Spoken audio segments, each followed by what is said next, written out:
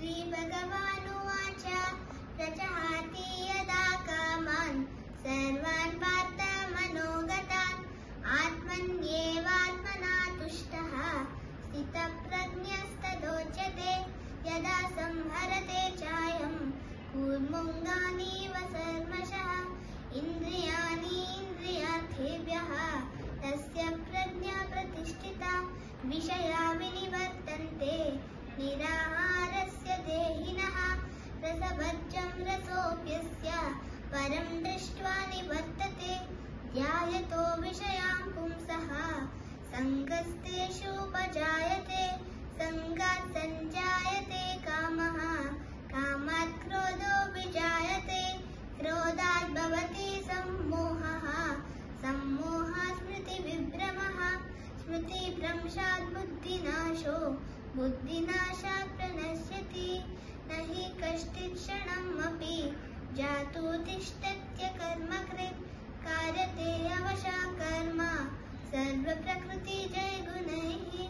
यज्ञार्थात् कर्मणोऽन्यत्र लोकोऽयं कर्मबन्धनः तदर्थं कर्म कौन्तेय मुक्तसङ्गसमाचरम् निगमकल्पतरोर्गलितं फलं सुखमुखाग अमृताद्रवसंयुतं पिबत भागवतं रसमालयं मुहुरहो रसिका भुवि भावुकाः नारायणं नमस्कृत्य नरं चैव नरोत्तमं देवीं सरस्वतीं व्यासं ततो जयमुदीरयेत्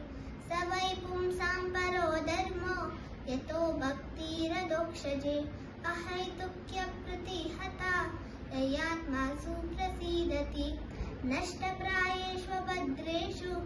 नित्यं भागवतसेवया भगवती उत्तमश्लोके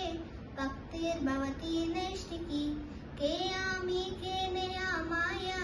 जारे तापत्रया इह नहि जानी के मने हितहया हरे कृष्ण